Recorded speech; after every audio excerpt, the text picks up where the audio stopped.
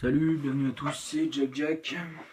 Aujourd'hui, suite à la vidéo que j'ai faite sur l'équipement de bivouac bushcraft que j'utilise, je vais vous montrer mon sac et les emplacements dans mon sac et pourquoi je les ai mis là. Alors, on va commencer par un système que j'ai pas. Alors, il faut savoir que ça c'est un sac que je viens de récupérer, mais je l'ai déjà pas mal utilisé, il est à mon père. Il a fait du ménage, du coup il a fait. Enfin bref. Faut savoir que le sac de couchage, normalement, il est dans une bâche. La bâche, je l'ai pas avec moi, mais il est à peu près fixé, à peu près comme ça. Il bouge vachement moins parce qu'il est dans la bâche. Et il a plusieurs points d'ancrage. Voilà, tac. Moi, la marque du sac, je m'en fous un peu. Qu'il soit à 500 € ou à 10 euros. Moi, ce qu'il faut, c'est qu'il fasse le travail que je lui demande. Deux choses sur le sac. Alors, le sac, je pourrais très bien partir comme ça avec et rajouter le sac de couchage en dessous.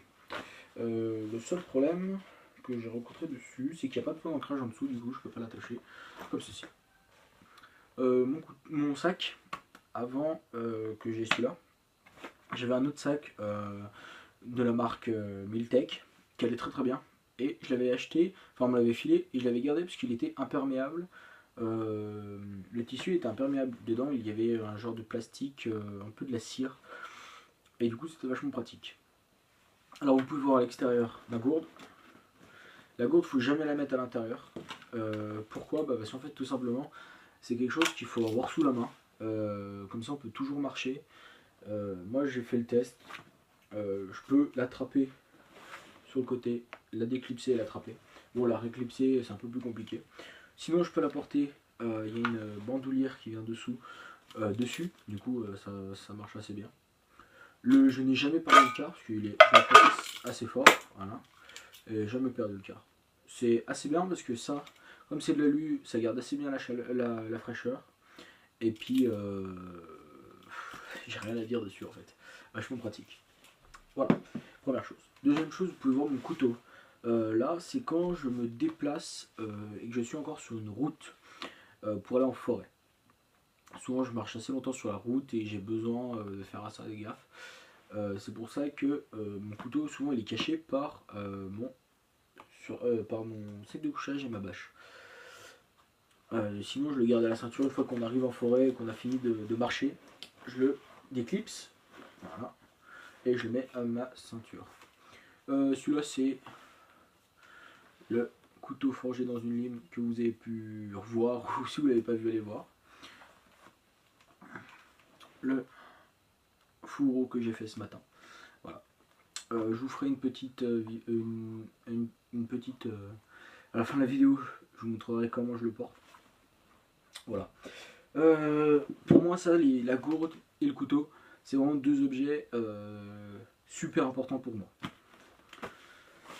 Ensuite, toujours sur le côté, ma hache. Ma hache que j'ai forgée moi, voilà. Que je n'ai toujours pas affûtée, qu'il faut que je le fasse. Vous voyez, je suis assez minimaliste. Vous allez voir, je suis assez minimaliste. Je prends pas trop de fioritures. Ensuite, j'ai une poche sur le dessus, toujours imperméable, avec une fermeture étanche de la marque YKK. Ça change pas. La bougie 40 heures. Pourquoi? Parce que tout simplement, ça fait assez de lumière. C'est déjà ma 4e bougie que je passe depuis que j'ai commencé. Un truc qui est vachement pratique, une boussole. Celle-là, elle est vieille comme le monde, mais elle m'a toujours bien indiqué le nord. J'ai un iPhone avec lequel je filme. Oui, j'ai la boussole dessus, mais un truc, c'est que si jamais j'ai plus de batterie dessus, souvent quand je pars avec mon pote, il a toujours une batterie externe. Et il n'a pas de chaîne YouTube et moi j'ai pas trop envie de filmer mon bivouac. Alors du coup, lui, il a une batterie externe, mais on s'en sert pas souvent. C'est vraiment quand on part une semaine. Alors, la petite boussole qui est vachement pratique. Voilà, hein, elle indique le nord. c'est une vieille boussole que j'ai trouvée chez mes grands-parents qui m'ont filé. La paracorde, cela ne sert pas à la maintenir. En fait, oui et non. La première chose, elle sert à deux choses. Déjà, on peut utiliser les bras pour faire un archet. Voilà. Et ça, c'est ce que j'appelle la corde flamme. La corde flamme, sur ça, c'est la corde, comme ça, je l'ai souvent dans la poche. C'est la corde, même mouillée, enfin, une fois qu'on l'a à peu près séchée, on y met un coup de briquet. Je vais vous le montrer là. On y laisse fondre, et hop. Bon, là, ça fait de la fumée, mais une fois que c'est... Voilà, ça fait une flamme qui dure assez longtemps. Faut faire gaffe, c'est de la paracorde, ça chauffe assez fort. Et ça fait des flammes et ça dure longtemps.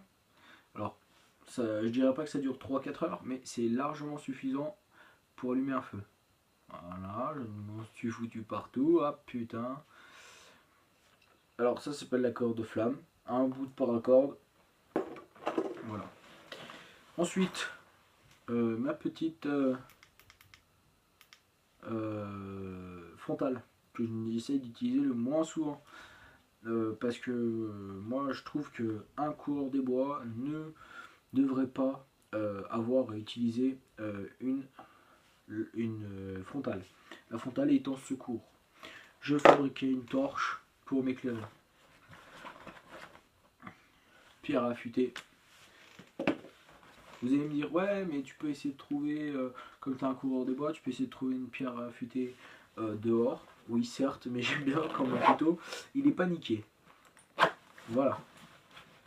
Ensuite, on ouvre la pochette du dessus. Voilà, il y a un petit rabat. Il y a des inscriptions de survie. Yes, non, pour les avions, un numéro de téléphone, des points, je crois. Enfin bref, plein de choses qui pourraient être utiles. Trousse de secours. Ne partez jamais sans ça. Une petite coupure, c'est qu'une petite coupure. Une grande coupure, c'est une grande coupure. Où je veux en venir, c'est qu'une petite coupure, c'est un handicap. Une grosse coupure, c'est un gros handicap. Et une petite coupure infectée, c'est un gros handicap. Et une grosse coupure infectée, c'est la mort. Alors ça, c'est évite plein de problèmes, même si il y a plein de plantes antiseptiques et qui guérissent. Si vous n'êtes pas sûr, ne mettez rien sur vos plaies que vous ne connaissez pas. Je vous préviens, dans ce sac-là, il n'y a pas de bouffe. Pourtant, il me reste pas mal de place, comme vous pouvez voir. Il me reste vraiment de la place, je peux encore compacter. J'ai mis une veste. Alors moi, je mets toujours une veste de pluie au-dessus.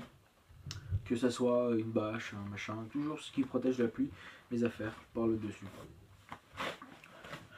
Je pourrais faire mettre à l'intérieur un sac étanche, mais bon, je pense qu'on n'est pas assez con.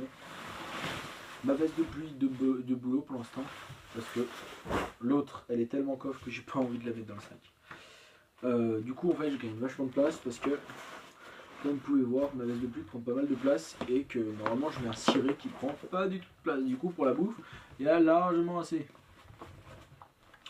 Ensuite, j'ai mon écuelle, voilà, qui sert à plein de choses.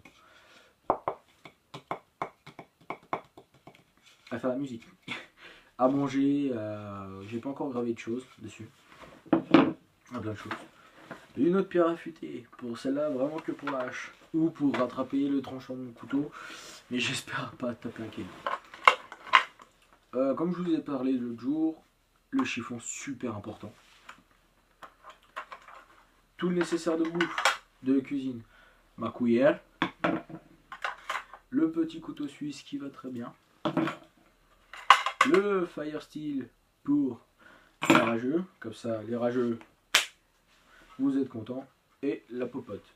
Le chiffon, vous savez à quoi ça sert. Un peu de paracorde, même s'il m'en manque. Et mon sac de couchage, mon hamac pour finir. Et c'est tout. Mon sac de couchage, mon sac est un 25 litres. Voilà. Voilà. Il y en a, ils ont des 50 litres, des 40 litres, des 20 litres. Moi j'ai un 25 litres qui va très bien. Je ne regrette pas ce sac qui va très très bien. Et pour savoir vraiment le matériel, si on l'utilise ou pas, et si on est à confiance, faut sortir. Alors, Une fois que la vidéo est finie, vous faites votre sac et en forêt. Je vous rejoins en forêt.